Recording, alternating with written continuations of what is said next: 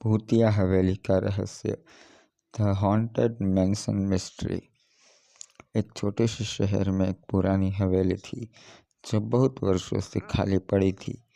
लोग कहते थे कि उस हवेली में भूत रहते हैं और जो कोई भी वहां जाता है वह कभी वापस नहीं आता।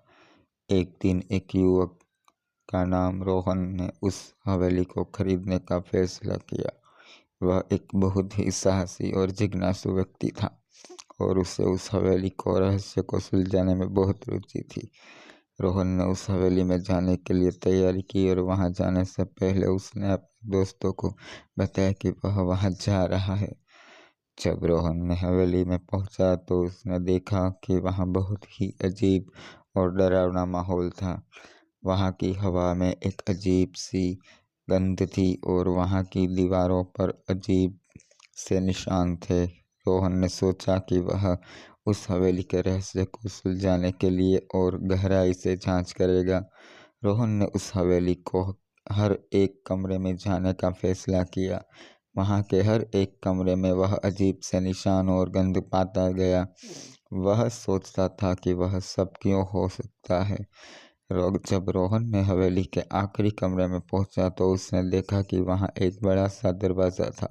वह दरवाज़ा बहुत ही पुराना था और धूल भरा था। रोहन ने सोचा कि वह यह दरवाज़ा कहाँ जाता होगा। रोहन ने उस दरवाजे को खोलने की कोशिश की लेकिन वह दरवाज़ा नहीं खुला। रोहन ने सोचा कि या शायद उस दरवाजे की चाबी कहीं और होगी। रोहन ने उस कमरे में चाबी ढूंढनी शुरू की। वहां उसने एक पुरानी सी अलमारी देखी जिसमें एक छोटी सी चाबी रखी हुई थी। रोहन ने उस चाबी को लिया और उस दरवाजे को खोलने की कोशिश की। इस बार दरवाज़ा खुल गया। रोहन ने देखा कि वहां एक सीढ़ी थी जो नीचे जाती थी। रोहन ने सोचा कि यह सीढ़ी कहाँ जाती होगी। रोहन ने उस सीढ़ी को उतरने का फैसला किया।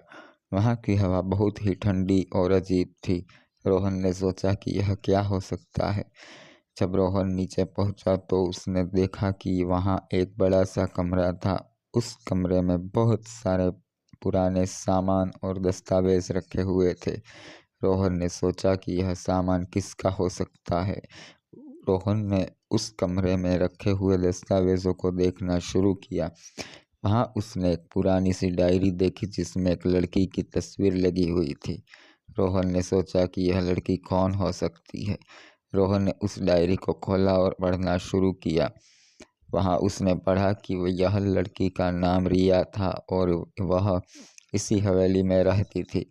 रिया ने अपनी डायरी में लिखा था कि वह एक हवेली में बहुत ही अकेली और डरी हुई रहती थी। रोहन ने सोचा कि रिया के साथ क्या हुआ होगा। उसने उस डायरी को और पढ़ना शुरू किया। रोहन ने उस डायरी को और पढ़ना शुरू किया। वहां उसने पढ़ा कि रिया को इस हवेली में रहना बहुत ही पसंद नहीं था। वह इस हवेली को बहुत ही डरावना और अकेला लगता था। रिया ने अपनी डायरी में लिखा था कि वह इस हवेली में एक अजीब सी आवाज़ सुनती थी। वह आवाज़ रात के समय में आती थी और रिया को बहुत ही डरावनी लगती थी। रोहन ने सोचा कि यह आवाज़ क्या हो सकती है। उसने उस डायरी को और पढ़ना शुरू किया। वहाँ उसने पढ़ा कि रिया ने उस आवाज़ को सुनने के लिए एक योजना बनाई थी। वह रात के समय में उस आवाज़ को सुनने के लिए तैयार हुई थी। रोहन ने सोचा कि रिया ने उस आवाज़ को सुनने के लिए क्या किया होगा। उसने उस डायरी को और पढ़ना शुरू किया। रोहन ने उस डायरी को और पढ़ना शुरू किया। वहाँ उसने पढ़ा कि रिया ने उस आवाज़ को सुनने के लिए एक रिकॉर्डर लिया था। वह रात के समय में उस रिकॉर्डर को चालू कर देती थी और उस आवाज़ को रिकॉर्ड करने की कोशिश करती थी। रोहन ने सोचा कि रिया ने उस आवाज़ को रिकॉर्ड करने में कामयाबी पाई होगी भी या नहीं। उसने उस डायरी को और पढ़ना शुरू किया। वहाँ उसने पढ़ा कि रिया ने उस आवाज़ को रिकॉर्ड करने में कामयाबी पाई थी। वह रिकॉर्डर में उस आवाज़ को सुन सकती थी और वह आवाज़ उससे बहुत ही डरावनी लगती थी। रोहन ने सोचा कि रिया ने उस आवाज़ को सुनने के बाद क्या किया होगा। उसने उस डायरी को और पढ़ना शुरू किया। वहाँ उसने पढ़ा कि रिया ने उस आवाज़ को सुनने के बाद बहुत ही डर गई थी। वह अपने कमरे में बंद हो गई थी और वह आवाज़ को सुनने के लिए तैयार नहीं थी। रोहन ने उस डायरी को और पढ़ना शुरू किया। वहाँ उसने पढ़ा कि रिया ने उस आवाज़ को सुनने के बाद बहुत ही डर गई थी। वह अपने कमरे में बंद हो गई थी और वह आवाज़ को सुनने के लिए तैयार नहीं थी। रोहन ने सोचा कि रिया ने क्या किया होगा। उसने उस डायरी को और पढ़ना शुरू किया। वहाँ उसने पढ़ा कि रिया ने उस आवाज़ को सुनने के बाद एक बड़ा फैसला किया था। वह उस हवेली को छोड़कर चली गई थी, लेकिन वह कहाँ गई होगी यह किसी को पता नहीं था। रोहन ने सोचा कि रिया कहाँ गई होगी। उसने उस डायरी को और पढ़ना शुरू किया, लेकिन उस डायरी के आखिरी पन्ने पर एक अजीब सी बात लिखी थी। रोहन ने उस डायरी के आखिरी पन्ने पर लिखी बात को पढ़ा। वहाँ लिखा था, मैं जा रही हूँ, लेकिन मैं कभी नहीं भूलूंगी कि मैं यहाँ पर क्या देखा। वह आवाज़ मुझे हमेशा याद रहेगी और मैं जानती हूँ कि वह आवाज़ एक दिन फिर से सुनाई देगी। रोहन ने सोचा कि रिया क्या कहना चाहती थी, वह आवाज़ क्या थी और वह क्यों फिर से सुनाई देगी।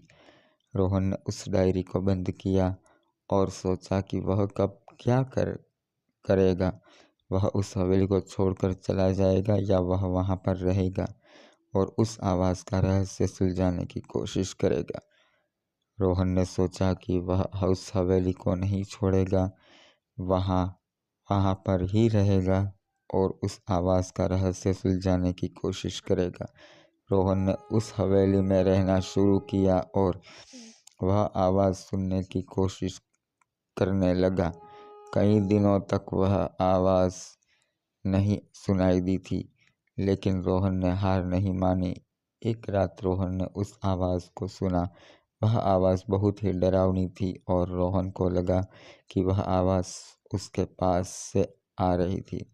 रोहन ने उस आवाज़ का स्रोत ढूंढने की कोशिश की और उसने पाया कि वह आवाज़ एक पुराने कमरे से आ रही है।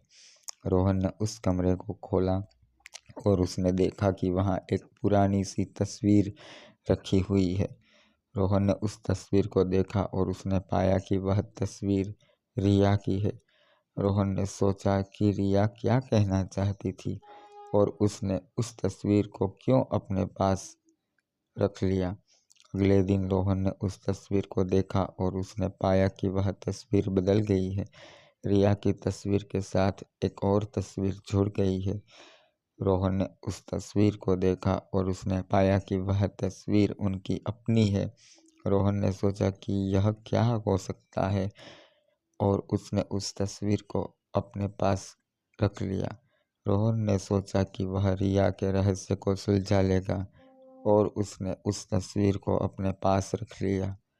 रोहन ने लेकिन जब रोहन ने उस तस्वीर को देखा तो उसने पाया कि वह तस्वीर फिर से बदल गई है। रिया की तस्वीर और रोहन की तस्वीर दोनों की गायब हो गई है। रोहन ने सोचा कि यह क्या हो रहा है और उसने उस तस्वीर को अपने पास रख लिया। लेकिन जब रोहन ने उस तस्वीर को देखा तो उसने पाया कि वह तस्वीर पूरी तरह से बदल गई है। उस तस्वीर पर एक ही शब्द लिखा हुआ है, मैं तुम्हारे साथ हूँ। रोहन ने सोचा कि यह क्या हो रहा है और उसने उस तस्वीर को अपने पास रख लिया। लेकिन जब उसने उस तस्वीर को देखा तो उसने पाया कि वह तस्वीर पूरी तरह से गायब हो गई है। रोहन ने सोचा कि यह क्या हो रहा है और उसने उस हवेली को छोड़ दिया। लेकिन जब उसने पीछे मुड़कर देखा तो उसने पाया कि वह हवेली पूरी तरह से गायब हो गई है। रोहन ने सोचा कि यह क्या हो रहा है और उसने उस शहर को छोड़ दिया। लेकिन जब उसने पीछे मुड़कर देखा तो उसने पाया कि वह शहर पूरी तरह से गायब हो गया है। रोहन ने सोचा कि ये क्या हो रहा है और उसने अपने जीवन को बदलने का फैसला किया। लेकिन जब उसने अपने जीवन को बदलने की कोशिश की तो उसने पाया कि वह अपने जीवन को बदल नहीं सकता। मुझे उम्मीद है कि मेरी यह कहानी आप लोगों को पसंद आई होगी, और अगर मेरी यह कहानी आप लोगों को पसंद आई हो तो प्लीज़ मेरी इस चैनल को लाइक, शेयर और साथ में सब्सक्राइब ज़रूर कीजिए और मुझे सपोर्ट कीजिए। धन्यवाद।